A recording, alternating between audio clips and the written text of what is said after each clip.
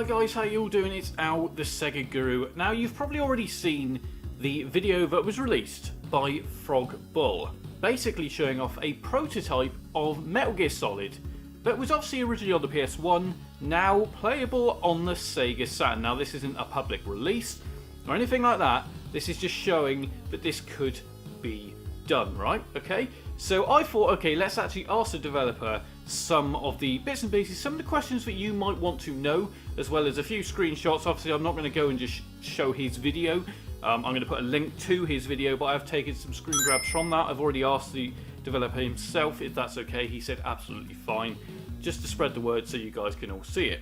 So let's take a look at those images and take a look at those questions that are posed and just how good it really is. Let's do it. So yes, this is it. This is Metal Gear Solid on the Sega Saturn. Now the Sega Saturn version, as we know, never was actually released. But this is done as a almost fan prototype. This isn't a real prototype, as in this isn't one that Sega themselves or Konami or whoever have ever actually done themselves. So it got me asking. There's a few questions here. I kind of wanted to know what actually drove the developer to go and do this.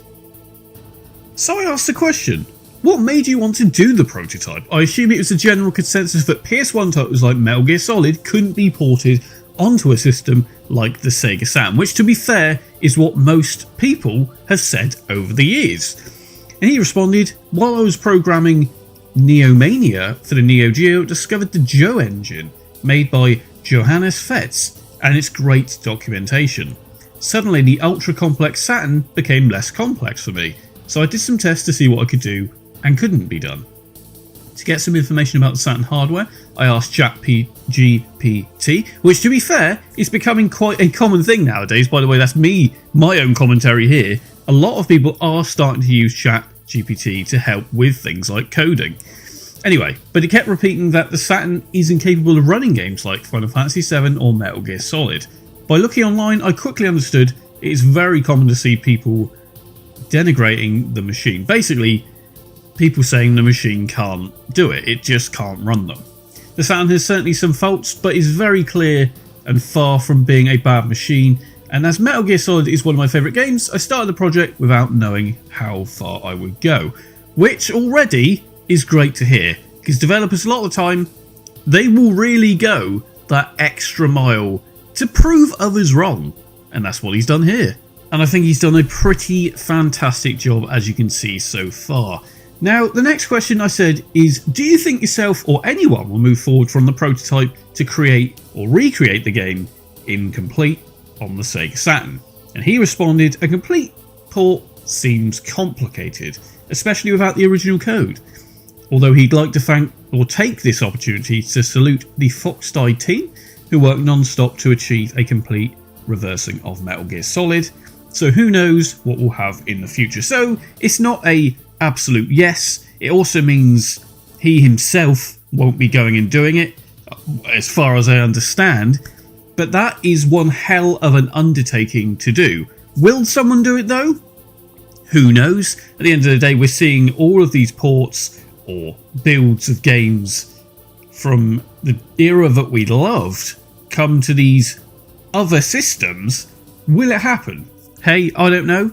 Drop a comment. I'd love to know what you guys think. And the next question. What were the real big road bumps during the time creating the port?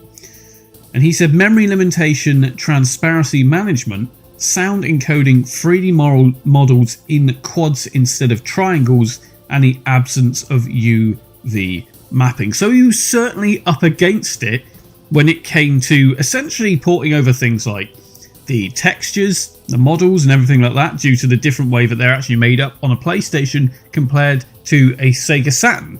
So, as you can imagine, that's quite an undertaking. And I think that's one thing a lot of people forget with these ports, these prototypes, these whatever you want to call it, when bringing over games from other systems to things like the Sega Saturn, is these games are built differently. So it takes a lot of time, as well as a lot of resource management, in the sense of, this is a big undertaking. It's a lot of changing of textures, learning new ways of doing things. but as you can see, it's looking great so far. Anyway, what were the reasons for moving from the Joe engine, which is also the original engine that he started with, over to the z-treme engine that we now know has been used, I should say, for Unreal on the Sega Saturn? The Joe engine is perfect for 2D projects and is much more accessible to beginners, with obviously some programming knowledge. But for the 3D projects, the z-treme engine is way better. What XL2 has achieved is incredible, even if it's less documented and more complex to handle. So he's basically saying at the end of the day, yes, it's harder to do, but with the knowledge and the time, you get things like this. Now, as you can see right here, yes, there is the codec ending there, with the Shiro himself, that's right, also thrown in to the fan prototype. I love it. I think this is great. Like I said, if it does ever come to fruition, who really knows? It would be interesting to see if it does. Hey, it takes a lot of time for these ports, especially if it's just one person working on them. But as always, let me know what you guys think. You can also support the channel on Patreon if you want to. Patreon.com/The Sega Guru. Make sure to like, comment and subscribe. It's been great having you here. I'll see you soon.